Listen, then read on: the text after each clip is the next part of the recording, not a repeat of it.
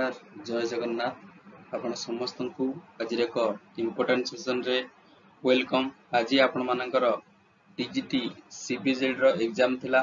आशा करूछि आपण मानकर एग्जाम मध्य भलो होइथिबो।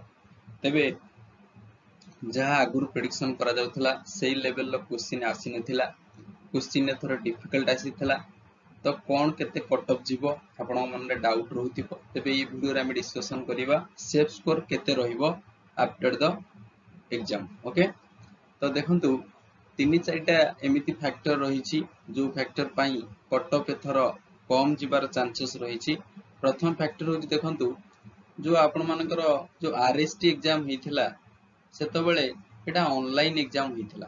सेथिरे आपण मानकर 2 आवर टाइम दिया जायतिला। किंतु एथर जो एलटीआर एग्जाम आपण माने देले टीजीटी सीबीजेड रे सेथिरे आपण मानकर ऑफलाइन एग्जाम थिला। एथिरे समय आपण मध्य 2 आवर मिलला। किंतु एठी प्रॉब्लम गोटे हला कोन ना एतोला आपण ऑनलाइन एग्जाम दउछंती सेथिरे 5 रु 7 मिनिट भितरे आपण माने 150 टा क्वेश्चन को क्लिक करि परिबे। ओनली क्लिक कले नेक्स्ट कल चलले बुझि परछंती। किंतु जेतोला आपण एलटीआर एग्जाम ऑफलाइन देले सेतबेले ऑफलाइन कारणरू जेतबेले सर्कल को डार्केन करिवा को पड़े सेतबेले 150 टा सर्कल को डार्केन करिया पई कम से कम 15 रु 20 मिनिट समय निये। आठू कम समय नहीं परिबो ना बुझी परछंती।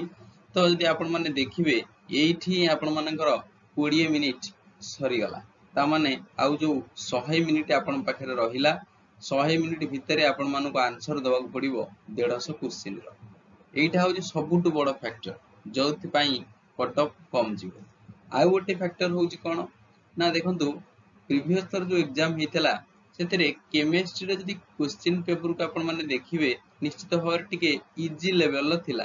किंतु एथर जो क्वेश्चन लेवल आसीची लिटिल बी टॉप रहिची। ओके, तो सेहिति पई मध्य कट ऑफ कम जीवो। ये भी गोटे कारण हेथै पारे बुझी परछंती।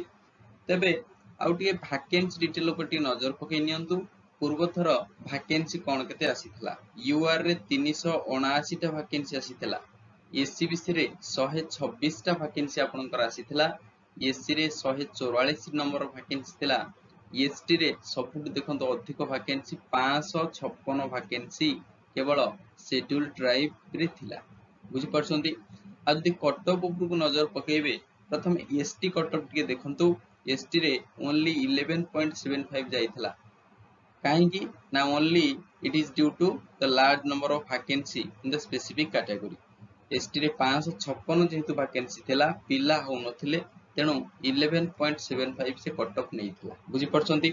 यूआर रे आपण मानकर देखंतु 95.75 कट ऑफ नैथिला। एससीबीसी रे 91.75 तो 3-4 मार्क रो फरक थिला। ओके, तो एससी रे से बेला 58.75 कट ऑफ जाइथिला।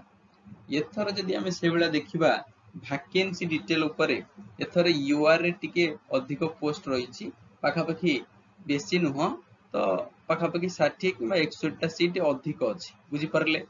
तो किंतु एथर को नंबर ऑफ कैंडिडेट जदी हमें कहिबा एथर अधिक अछंती पूर्व थर अपेक्षा हला कि लिटिल भी मोर अछंती। तो आ गोटे कथा एससीबीसी रे 126 पोस्ट आर थर आरएसटी थिला। एथर को 19 टा पोस्ट ओनली अछि। ता माने जे देखिए पाखापाखी 27 रु 30 टा पोस्ट एथे कोन रहिछि ना कम रहिछि बुझी परछंती।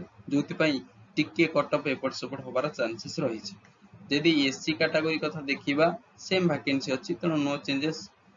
एसटी रे 556 वैकेंसी थिला। एथर किंतु देखंतु पाखापाखी कोन ना अधारु भी बहुत कम 198 नंबर रो वैकेंसी अछि। जोति पई एसटी रे एथर आउ 11.75 रे एला भलिया लागू ना। ठीक अछि। तबे बहुत बड़ा क्वेश्चन जे कोन केते सेफ स्कोर रखिबो देखंतु।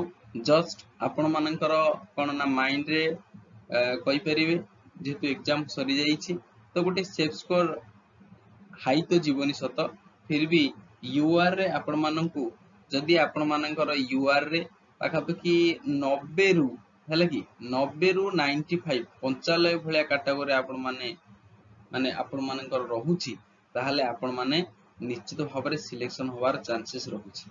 काहे कि एमिति हबो हम आपण मानन कहिली ये जेहेतु ऑनलाइन ऑफलाइन मोड रे एग्जाम एथिरे आपण मानकर 20 मिनिट इमिति रे पळेला आपण मानकु सर्कल डार्केन करिया पई।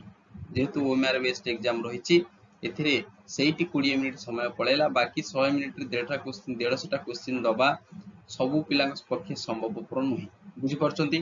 तो ऑनलाइन हेची फटाफट क्लिक कले नेक्स्ट क्वेश्चन को मूव ऑन कले सेते टाइम मैनेजमेंट बहुत इजी रहे किंतु ऑफलाइन एग्जाम रे बहुत बड़ा चैलेंज थाए जे टाइम मैनेजमेंट आपण माने केमिति करिवे बुझी परछंती। तो सेही कारण पई कट ऑफ एते हाई न गले भी तो पूर्व थर अपेक्षा पाखापाखी जाई पारे किबा गोटे 2 मार्क कम रही पारे बुझी परछंती। तो कट ऑफ रो फरक 5-10 रही पारे आधुरो अधिक कट ऑफ जीव ना तेणु 90 रु 95 जाई पारे नचेत 95 रु बढ़ी करी 100 हे पारे तो ए भलिया रेंज रे हे पारे बुझी परछंती। से बेला जदी एससीबीसी कैटेगरी कथा देखिबा आर थर 91 जाइथला एथर पाखापाखी जदी आपण 90 रु 95 भलिया मार्क नै आछंती ताहले मध्ये आपण माने सेफ जोन रे रहिबे। जदी एससी कथा कहबा आजिटी सेबला रहिबो आर थर 58 पॉइंट जाइथला एथर 65 भलिया मार्क आपण मान टार्गेट करंतु जदी 65 भलिया मार्क आपण मानकर अछि ताहले शेड्यूल कास्ट रे आपण माने सेफ जोन रे रहि परिबे। एसटी रे देखंतु आउ 11.75 संभव नहे एथर 25 भलिया जदी आपण मार्क आनुचंती 20 रु 25 हला कि 20 रु 25 भीतर जदी मार्क होची ताले चांसेस आपनकर बनुची बुझी परिले।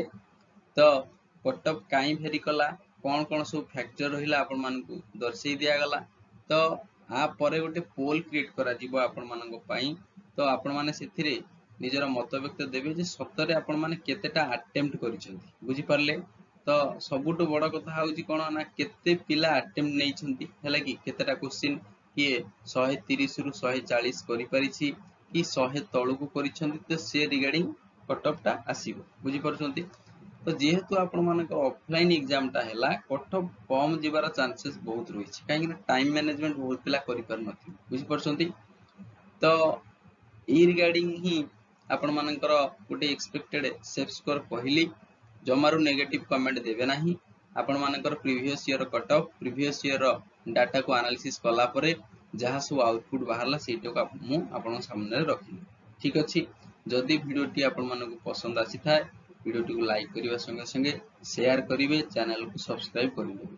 धन्यवाद आपनकर जीवन मंगलमय हेउ आपण मानकर सिलेक्शन हे जाय ठीक अछि। आउ थरे टिके कहि दउछि तो यूआर रे पाखापाखी 90 रु जदी 95 रखिचंती किबा जदी एपट से गोटे अति बेसी रे पारे 95 प्लस बुझी परचंती।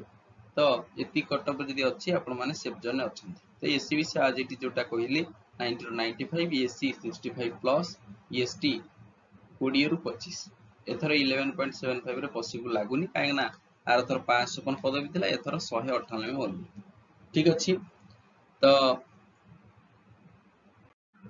धन्यवाद बहुत बहुत धन्यवाद वीडियो टी देखिथिबारु लाइक करिया भूलिबेनी शेयर करनेबे सांग साथी सहित एवं चैनल को सब्सक्राइब करनेबे।